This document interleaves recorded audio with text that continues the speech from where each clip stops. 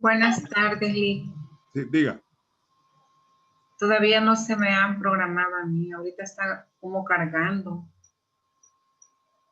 Ah, vaya. Aparece el anterior.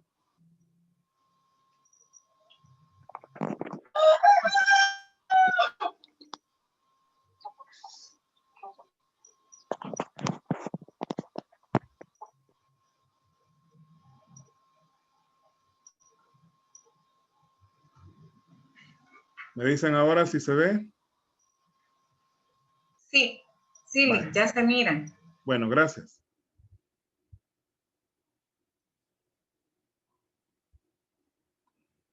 Muy bien, hablábamos en la parte anterior de que después de hacer el balance de comprobación, tenemos que hacer algo que se llaman partidas de ajuste. Entonces vamos a hablar de las partidas de ajuste. Todo lo demás que hemos mencionado de la apertura y el desarrollo y todo eso lo vamos a ver ya con el ejercicio, ¿verdad? Porque son cosas que en el caso del balance de comprobación, pues yo creo que la mayoría lo podemos hacer. Pero sin embargo lo vamos a ver en el ejercicio que desarrollemos. Pero las partidas de ajuste sí es importante que recordemos algunas cosas. ¿Qué son las partidas de ajuste? ¿Para qué sirven?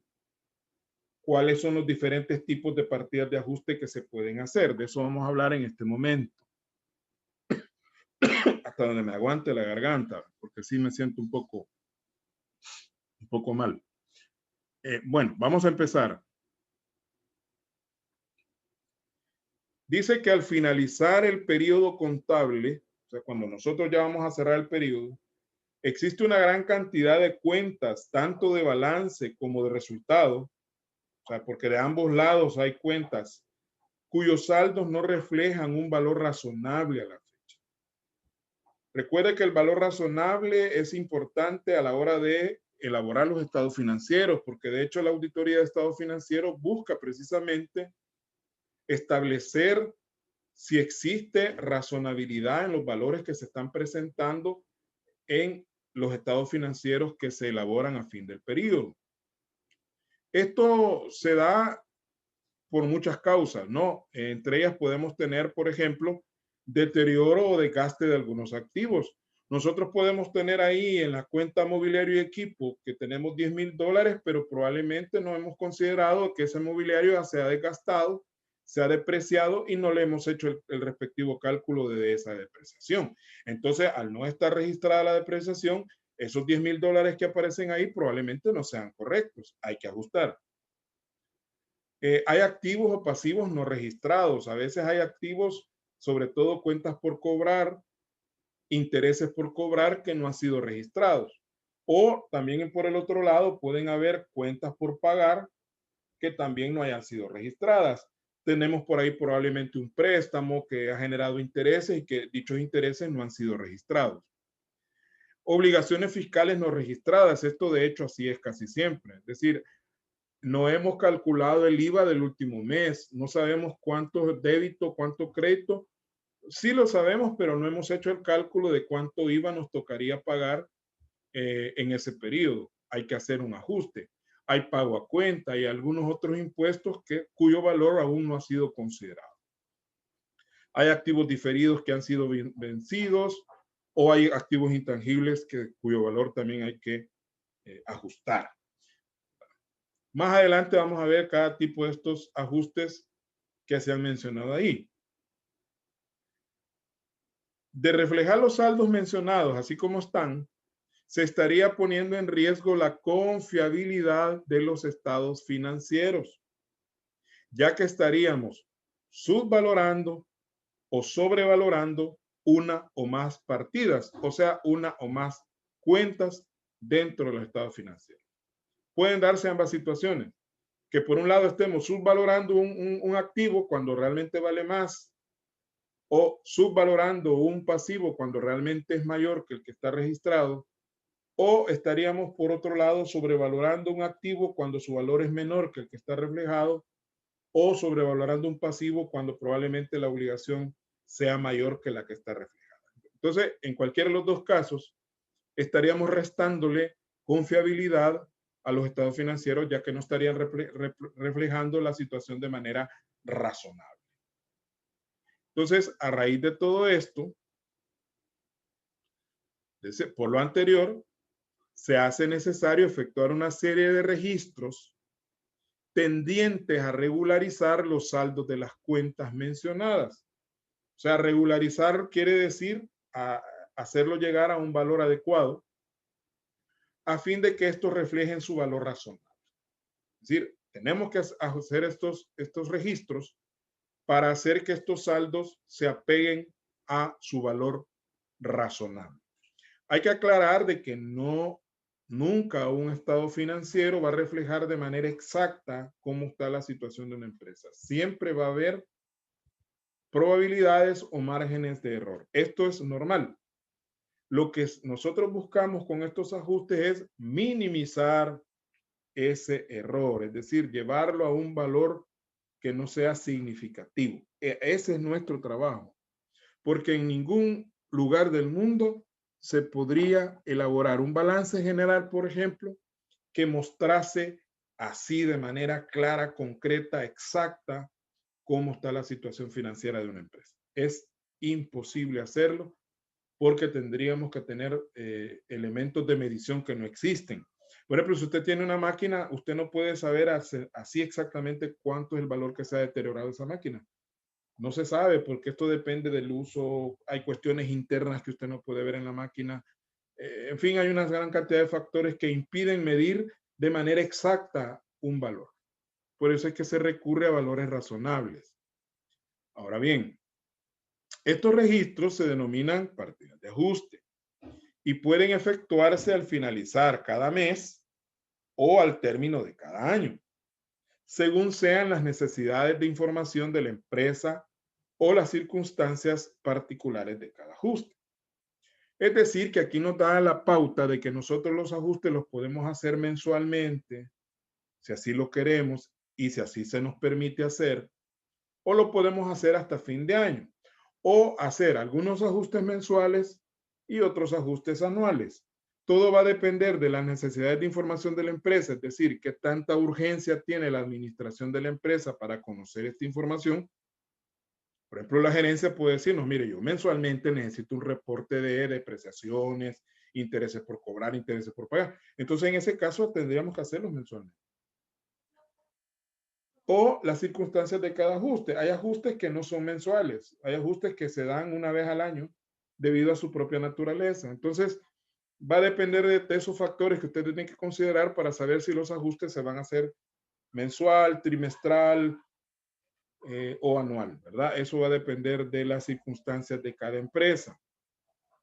Ahí es donde debe prevalecer su criterio contable, ¿verdad? Su criterio como contador.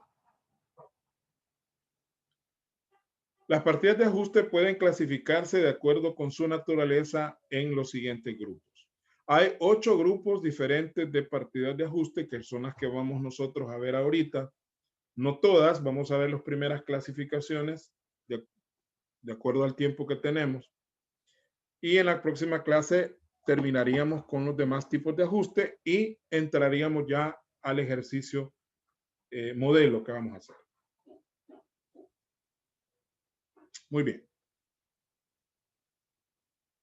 Primero hay ajustes por acumulación de activos. Ese es un primer tipo de ajuste que vamos a ver.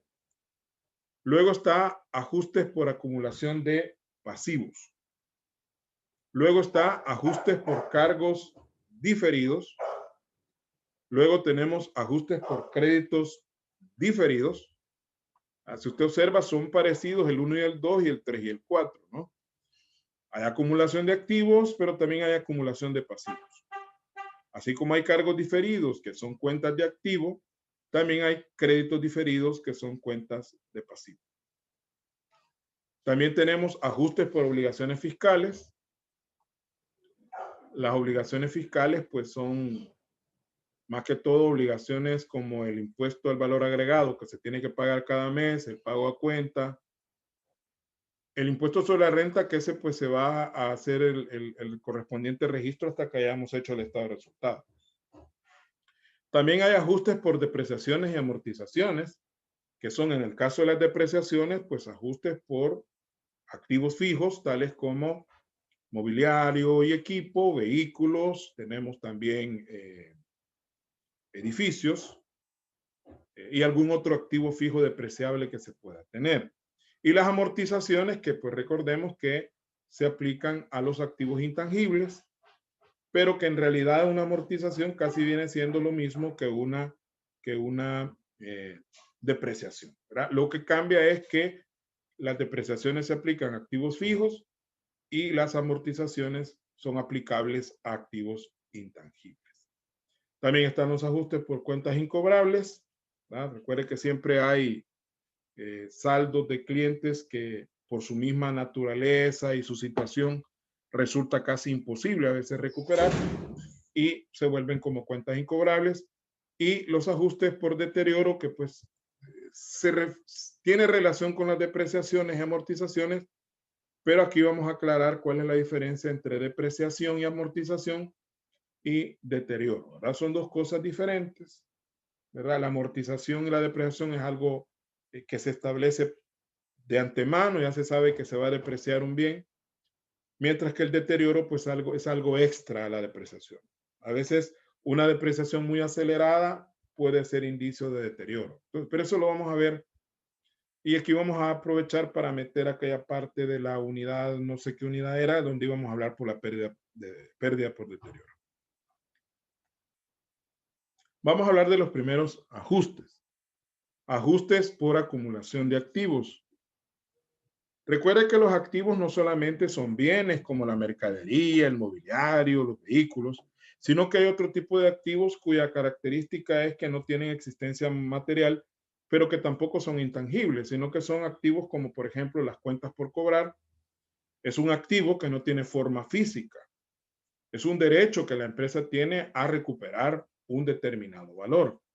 Entonces, por ahí va la cosa. O sea, no estamos hablando de activos materiales, sino de activos más bien de tipo inmaterial. Por eso dice acá, a la fecha de cierre, existen créditos a favor de la empresa, los cuales por diversos motivos no han sido recuperados ni tampoco han sido registrados.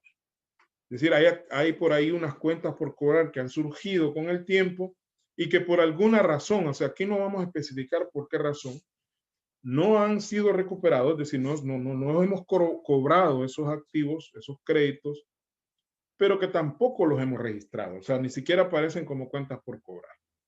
A esos activos que no han sido registrados, ¿verdad? Y que no han sido recuperados ni registrados, es a lo que se le llama activos acumulados. Por lo anterior, se hace necesario calcular el valor de estos créditos, o sea, saber cuánto es, y proceder a crear una cuenta por cobrar que represente la mejor estimación del valor que se espera recuperar en el futuro. Es decir, si son intereses, pues no hay problema, porque los intereses se basan en una tasa, se basan en un plazo, hay un capital sobre el cual se calcula. Pero pueden haber otros activos, otros créditos cuyo valor no pueda ser determinado a través de una fórmula. Entonces hay que recurrir a otras estrategias para medirlos y determinar cuánto podría ser. La idea es que tengamos la mejor estimación.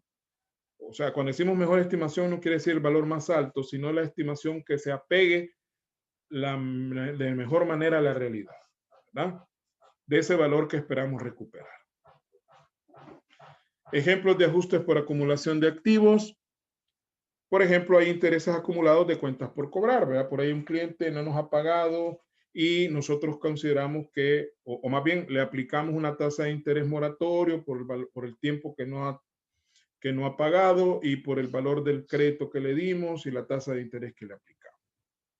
Ingresos devengados y no percibidos. A veces existen algunos contratos que han generado ingresos, pero que como estos ingresos no se han percibido, o sea, no nos han pagado, tampoco los hemos registrado. En su momento vamos a ver ejemplos claros de estos casos. Ventas no registradas. Puede ser que nosotros le entregamos la mercadería a un cliente y por alguna razón no registramos la venta, ¿verdad? Porque no habíamos elaborado el comprobante de crédito fiscal y solamente le habíamos hecho una nota de envío o de remisión, pero todavía no habíamos formalizado la transacción. Hay que hacerlo. Entonces, son ejemplos de activos acumulados. Pero así como hay activos acumulados, también hay pasivos acumulados. O sea, de la misma manera que existen créditos a favor de la empresa, los cuales no han sido recuperados ni registrados, también existen obligaciones a cargo de la entidad que a la fecha de cierre no han sido canceladas ni registradas. O sea, así como alguien nos quedó debiendo algo, nosotros también le hemos quedado debiendo a otras personas. A eso se refiere. Entonces, y que por lo tanto generan la necesidad de efectuar las partidas de ajuste correspondientes. Obviamente, si tenemos esa obligación que no hemos registrado ni pagado, tenemos que hacer el registro para que esta obligación aparezca en el balance en el pasivo correspondiente.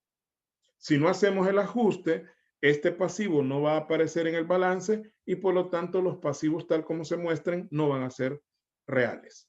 De eso se trata. Lo mismo con los activos no registrados. Si nosotros hacemos el ajuste, hacemos que ese activo aparezca y por lo tanto los activos que se presentan tienen un valor razonable. Entonces, así como hay que ajustar activos acumulados, pues también hay que registrar pasivos acumulados. De hecho, en algunos sistemas contables hay una cuenta que se llama pasivos acumulados, ¿verdad? Y se refiere precisamente a este tipo de transacciones. Ejemplos de ajustes por acumulación de pasivos: intereses acumulados de cuentas por pagar, o en su caso de préstamos, porque a veces nosotros tenemos préstamos con el banco y probablemente hayan intereses que se han acumulado de esos préstamos y que nosotros no los hemos registrado sencillamente porque no hemos hecho el pago de la cuota, y como no hemos hecho el pago de la cuota no hemos registrado los intereses. Pero debe quedar todos los intereses pendientes al 31 en este caso, si fuera al fin de año, el 31 de diciembre, deben quedar registrados en el periodo respectivo. De hecho, esto tiene que ver mucho con la ley de impuestos sobre la renta, la cual establece de que cada año debe tener sus propios gastos, sus propios ingresos. Y en este caso, los intereses son gastos financieros. Entonces, deben quedar registrados en ese año, porque si no, si los venimos a registrar hasta el año siguiente, se vuelven no deducibles.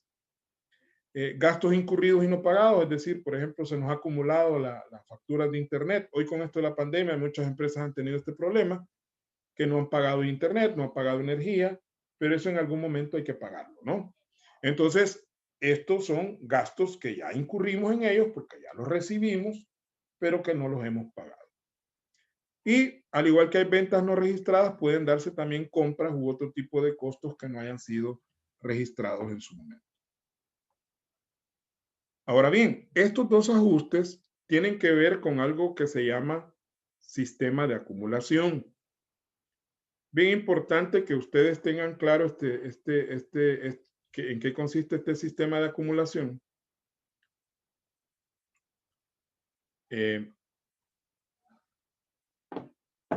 Y esto está en la ley de impuestos sobre la renta, que se llama sistema de acumulación. Toda la contabilidad de personas jurídicas en general, cualquier persona jurídica deberá aplicar el sistema de acumulación. Antes de explicar en qué consiste, pues hay que quedar claro en eso, que todas las personas jurídicas deben aplicar un sistema de acumulación en su contabilidad. Por eso dice aquí que estos dos tipos de ajustes, o sea, los que acabamos de estar viendo, se fundamentan en un sistema de acumulación, el cual establece que, fíjese bien, los gastos se registran cuando se haya incurrido en ellos, aunque no se hayan pagado. ¿Qué significa incurrir en un gasto? Incurrir en un gasto significa haber hecho uso de un servicio. Eso es incurrir en un gasto. Por ejemplo, si ya venció la quincena, ya venció el mes, el salario de los empleados ya ha sido incurrido. Es decir, para la empresa ya es un gasto incurrido porque ya ellos hicieron su parte y por lo tanto no nos queda otra alternativa que reconocerle su salario. Si usted ya recibió la factura de Internet de alquiler de energía eléctrica, de agua, esto ya es un gasto incurrido porque usted ya tiene la obligación de pagarlo. A eso se refiere incurrido. Y de acuerdo al sistema de acumulación, los gastos se registran cuando se ha incurrido en ellos, aunque no se hayan pagado efectivamente. Estamos hablando del sistema de acumulación. Entonces, los gastos se registran cuando se incurre en ellos, aunque no se hayan pagado.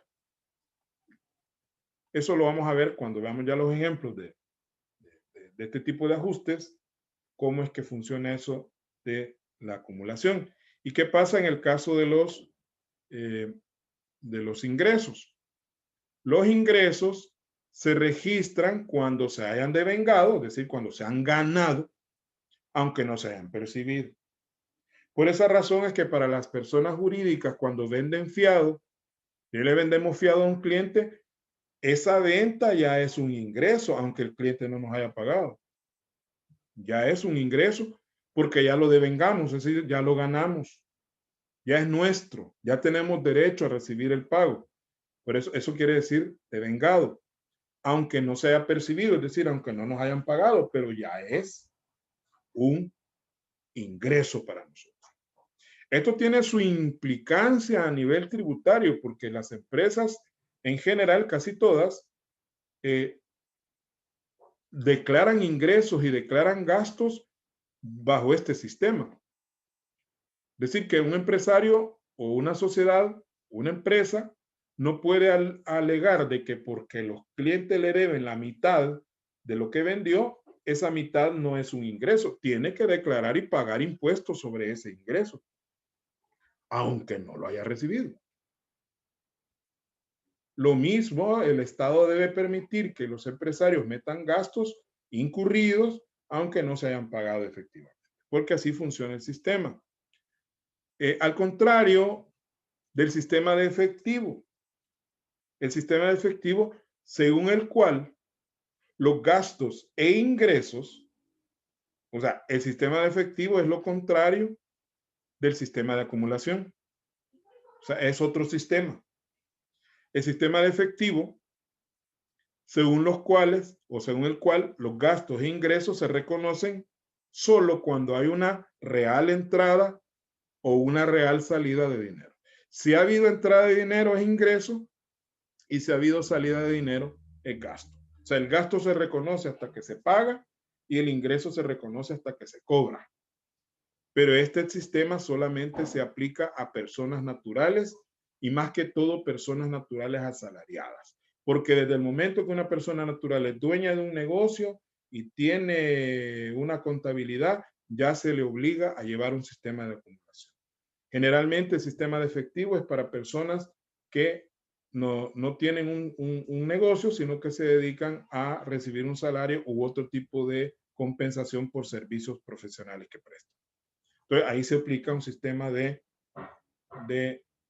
efectivo. Hay que aclarar de que la ley hay que leerla muy bien para ver en qué momento nos aplica el sistema de acumulación y en qué momento nos aplica el sistema de efectivo. Para esto, pues pueden ustedes consultar o ampliar en la ley de impuestos sobre la renta.